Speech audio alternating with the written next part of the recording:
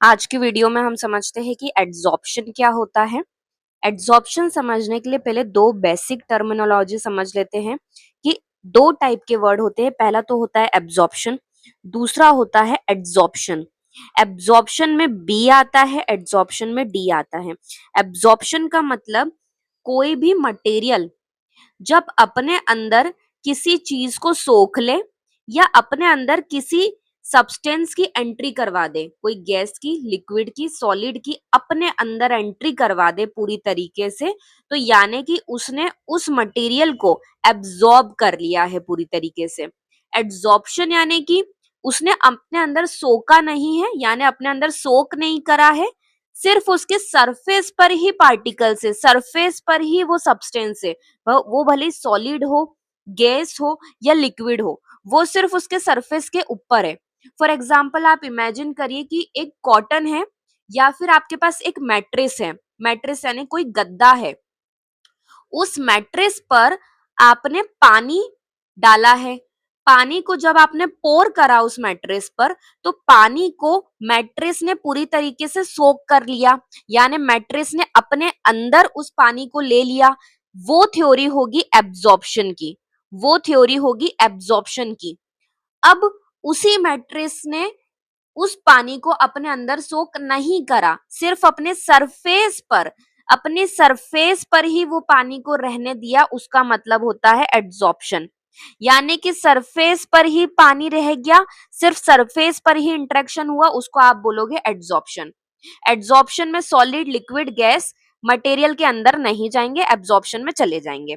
Adsorption को हम कैसे समझाते हैं? Adsorption is the surface phenomena where atoms, ions और मॉलिक्यूल्स एड्सॉर्बिट, जिसको आप एड्सॉर्बिट बोल रहे हो, form from a gas, liquid और dissolve solid adhere to the surface of a solid और लिक्विड मटेरियल। मतलब यहाँ पर आपको दो दो टाइप के वर्ड दिख रहे हैं। पहला तो है एड्सॉर्बिट, दूसरा है एड्सॉर्बेंट। इनका मतलब क्या होता है? एड्सॉर्बिट यानी कि जो सब्सटेंस सरफेस पर जाएगा या सरफेस पर एक्ट करेगा, और एड्सॉर्बेंट यानी कि जो सरफेस खुद बनेगा, जो सरफेस है, यानी कि जिसकी सरफेस पर एक्ट होने वाला है उसको आप एड्सॉर्बेंट बोलते हो, और जो खुद सरफेस पर एड्सॉर्ब होने वाला है, एक्ट करने वाला है, उसको आप एड्सॉर्बेंट बोल सकते हो। सिंपल सी लैंग्वेज में समझ लो कि जो हमने मैट्रेस और पानी का एग्जांपल लिया था, अगर उस मैट्रेस में पानी अंदर नहीं जा रहा है, वहां पर सिर्फ एड्सॉर्प्शन हो रहा है, तो वो मैट्रेस आपका एड्सॉर्बेंट होगा और पानी वहां पर एड्सॉर्बेट होगा। मैट्रिक्स एड्सॉर्बेंट हुआ, पानी एड्सॉर्बेट हुआ, सिंपल इज दैट।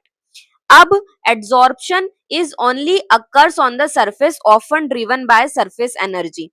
एड्सॉर्प्शन जो है वो सिर्फ सरफेस पर होता है और सरफेस एनर्जी से काम करता है, सरफेस एनर्जी पर काम करता है। और इस डेफिनेशन का मतलब क्या था कि जो एड्सॉर्बेट है वो कोई एटम, आयन और मॉलिक्यूल हो सकते हैं।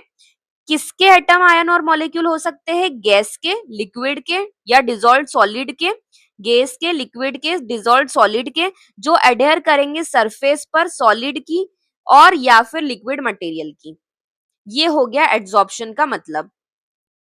अब इस पूरी डेफिनेशन के बाद में हमें समझना है कि एड्सॉर्प्शन के कितने टाइप होते हैं। एड्सॉर्प्शन के होते हैं दो type, two types of adsorption. पहला टाइप होता है फिजिसॉर्प्शन, दूसरा होता है केमिसॉर्प्शन। फिजिसॉर्प्शन में वीक वैंडर वॉल फोर्सेस काम करते हैं, और केमिसॉर्प्शन में स्ट्रॉन्ग कोवैलेंट बॉन्ड काम करते हैं। किसके बीच में? किसके बीच में? एड्सॉर्बेट के बीच में और एड्सॉर्बेंट के बीच में। जो भी एड्सॉर्बेट है और एड्सॉर्बेंट है उसके बीच में कौन से फोर्सेस काम कर रहे हैं, उससे डिफरेंशिएट करते हो कि वो फिजिक्स ऑप्शन है या केमिस ऑप्शन है। फिजिक्स ऑप्शन में वीक वैंडर फोर्सेस और दूसरे में केमिस ऑप्शन में कोवेलेंट बॉन्डिंग होती है। एग्जाम्पल क्या है एड्सॉर्प्शन का? डिटर्जेंट पहला एग्जाम्पल है डिटर्जेंट। डिटर्जेंट में क्या होता है कि फॉर एग्जाम्पल आप मान लीजिए कि आप कोई भी क्लॉथ की डर्ट को निकाल रहे हैं, कोई भी फैब्रिक मटेरियल की डर्ट को आप रिमूव कर रहे हैं, तो उसमें आप क्या करोगे? डिटर्जेंट को ऐड करोगे। मैकेनिज्म क्या होगा डर्ट निकालने के पीछे? कि जो भी आपने डिटर्जेंट को ऐड करा उसमें सोप के मॉलिक्यूल्स रहेंगे, वो सोप के मॉलिक्यूल्स डर्ट को अपने ऊपर एडहेयर करवा लेंगे। एडहेयर करवा लेंगे मतलब कि जो डर्ट होगी वो अपने आप को एब्जॉर्ब करवा लेगी सोप के मॉलिक्यूल्स के ऊपर, और ऐसे करके फैब्रिक जो है वो आपका क्लियर हो जाएगा। या फिर एक्टिवेटेड चारकोल को हम यूज करते हैं मॉइस्चर को ट्रैप करने के लिए। ये इसके एग्जाम्पल्स है, कॉमन एग्जाम्पल्स है। दूसरा अब हम समझेंगे कि एड्सॉर्प्शन आइसोथर्म क्या होता है। एड्सॉर्प्शन आइसोथर्म एग्जैक्टली क्या है? एड्सॉर्प्शन आइसोथर्म एक ग्राफ है जो ये बताता है कि एड्सॉर्बिट और एड्सॉर्बेंट कैसा काम कर रहा है प्रेशर या कंसंट्रेशन के वर्सेस में आके। जब आप प्रेशर को बढ़ा रहे हो तो एड्सॉर्बिट और एड्सॉर्बेंट के बीच में क्या रिएक्शन हो रही है, जब आप कंसंट्रेशन को बढ़ा रहे हो या घटा रहे हो तो एड्सॉर्बिट और एड्सॉर्बेंट के बीच में क्या रिएक्शन हो रही है, जिसमें मोस्टली जो टेम्परेचर रहता है वो कांस्टेंट होता है ग्राफ में, और ये बताता है कि मॉलिक्यूल जो है वो इंटरेक्ट कैसे कर रहे हैं सरफेस पर। यानी जो सरफेस है, जो हमारा एड्सॉर्बेंट है, उस पर हमारे सॉलिड, गैस या लिक्विड के मॉलिक्यूल्स कैसा एक्ट कर रहे हैं और कैसे एड्सॉर्ब हो रहे हैं। एड्सॉर्प्शन आइसोथर्म मॉडल्स होते हैं। इसको समझाने के लिए तीन मॉडल होते हैं। फर्स्ट होता है लैंगमुर आइसोथर्म, सेकंड होता है फ्रेंगलिक आइसोथर्म, दूसरा होता है बेट आइसोथर्म। लैंगमुर आइसोथर्म जो होता है वो मोनोलेयर एड्सॉर्प्शन को बताता है। फ्रेंडलिक आइसोथर्म जो होता है वो मल्टीलेयर एड्सॉर्प्शन को बताता है, और जो बेट थ्योरी रहती है वो भी मल्टीलेयर एड्सॉर्प्शन को बताती है। जब भी आपको एग्जाम में क्वेश्चन आ जाए कि एड्सॉर्प्शन थ्योरी समझाइए सॉलिड की, अगर सॉलिड मटेरियल की एड्सॉर्प्शन थ्योरी समझानी है तो ये तीन मॉडल आप लिखेंगे। जब आपको लिक्विड एड्सॉर्प्शन थ्योरी समझानी तो आप गिब्स एनर्जी का या गिब्स आइसोथर्म का आप मॉडल समझाएंगे या एक्सप्लेन करेंगे। सॉलिड के केस में ये आपको तीन मॉडल लिख के आने हैं, लैंगमुर, फ्रेंगलिक और बेट आइसोथर्म। लैंगमुर क्या करेगा, मोनोलेयर एड्सॉर्प्शन समझाता है, फ्रेंगलिक मल्टीलेयर, और बेट भी मल्टीलेयर एड्सॉर्प्शन के बारे में ही बात करता है। ये एड्सॉर्प्शन का ग्राफ है। इस एड्सॉर्प्शन आइसोथर्म ग्राफ से आपको ये समझ आ रहा है कि एक तो है आपका एक्स और एम, यानी कि जो आपका एक्स है वो है आपका एड्सॉर्बिट, और एम जो है वो है आपका एड्सॉर्बेंट, और पी जो है वो आपका प्रेशर है। यानी कि जब आप प्रेशर बढ़ा रहे हो, इस तरफ जब आप जा रहे हो यानी कि आप प्रेशर बढ़ा रहे हो, तो एड्सॉर्प्शन जो है और जो एड्सॉर्बिट और एड्सॉर्बेंट के बीच में रिएक्शन हो रही है वो बढ़ रही है। पर एक टाइम के बाद सैचुरेशन भी आ रहा है, ये है सैचुरेशन प्रेशर। एक टाइम के बाद सैचुरेशन आ रहा है और फिर एड्सॉर्प्शन जीरो की तरफ बढ़ रहा है, यानी कि जैसा इक्वल था वैसा ही चल रहा है। ये ग्राफ में आपको ये समझाना है कि एड्सॉर्प्शन आइसोथर्म में एग्जैक्टली क्या होता है। पहला एड्सॉर्प्शन आइसोथर्म मॉडल जो है हमारा वो है फ्रेंगलिक एड्सॉर्प्शन आइसोथर्म। ये क्या बोलता है, it gives the variation in the quantity of gas adsorbed by a unit mass of solid adsorbent। मतलब कितनी क्वांटिटी ऑफ गैस एड्सॉर्ब्ड होगी by a unit mass of solid adsorbent with the change in the pressure. मतलब pressure में आप change करोगे तो इन दोनों चीजों में क्या चेंज आएगा कि कितनी गैस एड्सॉर्ब्ड होगी एक unit mass of solid adsorbent से of the system for a given temperature. जो भी आपको टेम्परेचर दिया है उस पर ये चीजें कैसे एक्ट करेंगी अगर आप प्रेशर को चेंज कर रहे हो, तो ये फ्रेंगलिक एड्सॉर्प्शन आइसोथर्म समझाता है। The expression for Freundlich isotherm can be represented by the following equation. जो इक्वेशन है आपकी वो ये है, x अपॉन में m is equal to k p 1/n। इसका मतलब क्या होता है, x क्या है हमारा, x है हमारा मास ऑफ गैस एड्सॉर्ब्ड, मतलब कितना गैस एड्सॉर्ब्ड हुई है, कितने मास की गैस एड्सॉर्ब्ड हुई है जिसको आप एड्सॉर्बेट बोल रहे हो। m यानी कि mass of the adsorbent, adsorbent का मास कितना है, p यानी कि प्रेशर, और n यानी कि कांस्टेंट। n क्या है, कांस्टेंट है जो कि डिपेंड करेगा कि एड्सॉर्बेंट का नेचर क्या है। जो किस पे डिपेंड करेगा कि आपका जो एड्सॉर्बेंट है उसका नेचर कैसा है। अब इस इक्वेशन को आप सॉल्व करेंगे, ये इक्वेशन आपकी ओरिजिनल इक्वेशन थी, इसको अब आप लॉगरिदम से सॉल्व कर देंगे, यानी कि आप इसमें लॉग लगा देंगे बोथ साइड पर। तो जब आपने लॉग लगाया तो एक्स एम के पास में लॉग आ गया इज इक्वल टू लॉग के प्लस 1/n log p। ये आपकी इक्वेशन लॉगरिदम सॉल्व करने के बाद में फाइनल इक्वेशन जो रहेगी वो ये रहेगी। जो फ्रैंकलिन एडसॉर्प्शन आइसोथर्म है उसका जो आप ग्राफ बनाना है वो ऐसे बनाना है, इसमें जो स्लोप जाएगा वो स्ट्रेट लाइन में जाएगा, वो बिल्कुल स्ट्रेट लाइन में जाएगा स्लोप।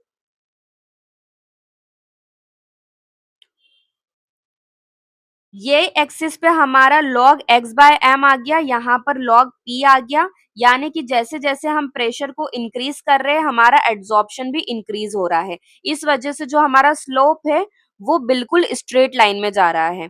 और ये हमारा इंटरसेप्ट है जिसको हम log k का नाम दे रहे हैं, और k हमारा क्या है, कांस्टेंट है।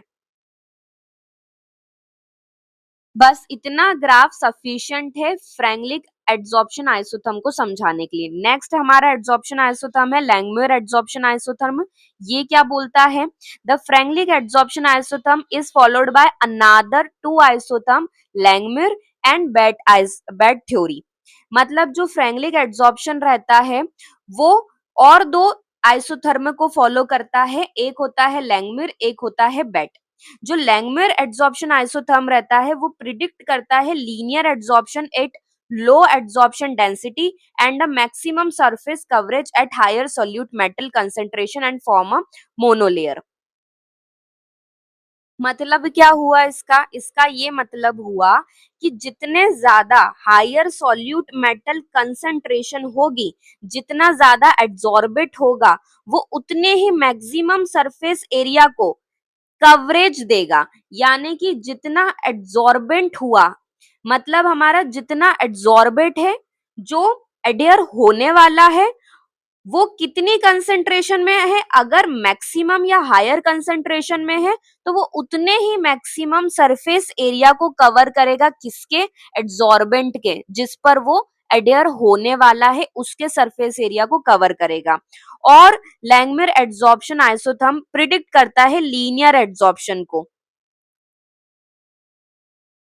लैंगमुइर एडसॉर्प्शन आइसोथर्म की आपको इक्वेशन याद रखनी है, that is theta is equal to KP upon 1 plus KP, जहां पर थीटा क्या है, fraction of surface covered by the adsorbed molecule. यानी जो आपका एड्सॉर्बेंट है, क्या आपका एड्सॉर्बेंट है उसका कितना कितना सरफेस एरिया कवर हुआ है, कितना सरफेस एरिया कवर हुआ है बाय एड्सॉर्बेट, एड्सॉर्बेट से कितना उसका फ्रैक्शन यानी कितना हिस्सा उसका कवर हुआ है, वो आपका थीटा है। और के क्या है, आपका इक्विलिब्रियम कांस्टेंट है, और पी क्या है, आपका प्रेशर है। इतनी इक्वेशन आपको लैंगमुइर एडसॉर्प्शन आइसोथर्म में याद रखनी है और लिखनी है। अब लैंगमुइर एडसॉर्प्शन की कुछ की कैरेक्टरिस्टिक्स है। की कैरेक्टरिस्टिक्स क्या कहते हैं कि लैंगमुइर एडसॉर्प्शन जो है वो अप्लीकेबल होता है सिर्फ और सिर्फ मोनोलेयर एडसॉर्प्शन पर। जहां पर भी मोनोलेयर में एडसॉर्प्शन होगा, यानी एक ही लेयर में एडसॉर्प्शन होगा, मल्टी लेयर नहीं बनेगी किसी भी होमोजेनस सरफेस पर, वहां पर लैंगमुइर एडसॉर्प्शन अप्लीकेबल होगा। और क्या कहता है कि वहां पर कोई इंटरेक्शन नहीं होगा, no interaction occurs between adsorbed species. मतलब जो आपकी एड्सॉर्बेट की बहुत सारे मॉलिक्यूल्स है, आयंस है, उनके बीच में, उनके आपस में कोई भी इंटरेक्शन अकर नहीं होगा जब वो एड्सॉर्ब्ड होने जाएंगे और एक मोनोलेयर फॉर्म कर देंगे, आपस में कोई भी इंटरेक्शन नहीं होगा। नेक्स्ट है हमारी बेट एड्सॉर्प्शन आइसोथर्म। नेक्स्ट है बेट एड्सॉर्प्शन आइसोथर्म। बेट एड्सॉर्प्शन आइसोथर्म क्या बोलती है, ये थ्योरी जो है वो तीन साइंटिस्टों ने मिलकर दी थी, एक तो है ब्रूनर, दूसरे है इमेट और तीसरे है टेलर। इन तीनों ने ये थ्योरी का प्रपोजल दिया था, प्रपोज करी थी, और कब करी थी, 1938 में। इन तीनों के फर्स्ट लेटर को, अल्फाबेटिक फर्स्ट लेटर को ले लिया और बेट नाम इसको दे दिया, बेट एड्सॉर्प्शन आइसोथर्म दे दिया। इसको आप मल्टी लेयर थ्योरी बोलते हो, और प्रपोज करी थी बेट ने। It assumes that फिजिजॉर्प्शन result in the formation of multilayer adsorption. ये थ्योरी बोलती है कि जो भी एड्सॉर्प्शन होता है वो मल्टीलेयर में होता है। कैसे? ये थ्योरी ऑल्सो अज्यूम करती है that the solid has uniform side, यानी जो भी सॉलिड है उसका पूरा जो सरफेस एरिया है वो पूरा यूनिफॉर्म है। मतलब ऐसा नहीं है कि कोई सॉलिड सरफेस एरिया का मास जो है वो ज्यादा है, दूसरी तरफ जो सरफेस है वो कम है, या तीसरी तरफ है वो मीडियम है। पूरा जो एक सॉलिड है उसका पूरा मास, उसका पूरा सरफेस एरिया सिमिलर है, यूनिफॉर्म है। तो एड्सॉर्प्शन हमेशा हर साइड पर से इक्वली होगा। ऐसा नहीं होगा कि एक साइड पर ज्यादा हो गया और दूसरी साइड पर कम हो गया। इसलिए ये बोलती है that adsorption at one side does not affect adsorption at neighbouring side. एक तरफ का एड्सॉर्प्शन कभी भी दूसरे अपने साइड के एड्सॉर्प्शन को अफेक्ट नहीं करेगा। तीसरी चीज ये क्या बोलती है, after the formation of monolayer, एक बार मोनोलेयर बन जाती है उसके बाद में एड्सॉर्प्शन प्रोसेस जो है वो कंटिन्यू रहती है, रुकती नहीं है with the formation of the multilayer involving second layer, third layer and so on. मतलब एड्सॉर्प्शन का जो पूरा मैकेनिज्म है इस थ्योरी के हिसाब से वो एक मोनोलेयर पर सफिशिएंट नहीं रहता है। एक मोनोलेयर बन जाती है उसके बाद में सेकेंड लेयर बनेगी, फिर थर्ड लेयर बनेगी और ऐसे और लेयर बनती जाती है जहां पर एड्सॉर्ब होगा मटेरियल। ये है बेट की इक्वेशन। बेट की इक्वेशन आप ध्यान से रीड आउट कर लीजिए क्या होती है। इसमें P अपॉन में V total in bracket P minus P not is equal to 1/V mono C plus C minus 1 upon V mono C in bracket P upon में P नोट। इस पूरी इक्वेशन को ऐसे सॉल्व करना है। इसका मतलब समझ लेते हैं कि कौन सी चीज को आप क्या बोल रहे हो। Where P is equal to, जो हमने P लिखा है ये P है, इसका मतलब है प्रेशर ऑफ एड्सॉर्बेट, कि एड्सॉर्बेट पर कितना प्रेशर है। पी नॉट क्या है, सैचुरेशन प्रेशर, जो हमने सबसे पहले ग्राफ में देखा था कि एक लेवल पर सैचुरेशन भी आ जाता है प्रेशर पर। तो सैचुरेशन प्रेशर क्या है एड्सॉर्बेट पर। वी क्या है, वॉल्यूम एड्सॉर्ब्ड, कितना वॉल्यूम एड्सॉर्ब्ड हुआ है। वी एम क्या है, मोनोलेयर की कैपेसिटी, की मोनोलेयर की कैपेसिटी कितनी है एड्सॉर्ब करवाने की। सी क्या है, कांस्टेंट है रिलेटेड टू एड्सॉर्प्शन एनर्जी। बस दैट्स इट। इतने ही टाइप थे। अगर क्वेश्चन आता है एड्सॉर्प्शन फॉर सॉलिड तो आपको ये 3 मॉडल समझाने हैं, इनके बारे में समझाना है, डिस्क्रिप्शन देना है कि मोनोलेयर मल्टीलेयर क्या होता है और इनकी इक्वेशन समझानी है। और शुरुआत में जो हमने ग्राफ समझे थे वो एक्सप्लेन करना है कि ग्राफ क्या बोलते हैं। That's it. और अगर एड्सॉर्प्शन फॉर लिक्विड आए तो गिब्स एनर्जी का आपको एग्जांपल देना। गिब्स एड्सॉर्प्शन आइसोथर्म जो होता है वो मेनली लिक्विड के एड्सॉर्प्शन को समझाने के लिए होता है। ये कहता है the Gibb adsorption isotherm explains the adsorption of solute molecule at the liquid surface और इंटरफेस। यहाँ पर जो एड्सॉर्बेट होगा वो लिक्विड की सरफेस होगी या फिर इंटरफेस होगा, और जो एड्सॉर्ब होने वाला मटेरियल है वो सॉल्यूट मॉलिक्यूल होगा। वो किसी भी फॉर्म में हो सकता है सॉल्यूट मॉलिक्यूल, सॉलिड, लिक्विड या फिर गैस, और जिस पर होने जा रहा है एड्सॉर्ब वो लिक्विड की सरफेस या इंटरफेस होगी। It relates the change in surface tension of a solution to the amount of solute adsorbed at the interface. ये बताता है कि सरफेस टेंशन जो है वो रिलेट करता है सल्यूट के अमाउंट से, कि इंटरफेस पर सल्यूट का अमाउंट कितना है, उस वजह से सरफेस टेंशन में कैसे चेंज आएगा, कम होगा या ज़्यादा होगा। This concept is very important in surface chemistry, pharmaceutics, specially for surfactant और इमल्सिफाइंग एजेंट। जब भी आपको सर्फेक्टेंट और इमल्सिफाइंग एजेंट की स्टडी करनी है तो ये कंसेप्ट का आप यूज़ करते हो। इसकी इक्वेशन ये दी है और इसको आपको लिख के आना है। इतना ही था एड्सॉर्प्शन में। फॉर सॉलिड वो 3 मॉडल आपको समझाने हैं और for liquid Gibbs adsorption isotherm समझाना है। That's it. Thank you.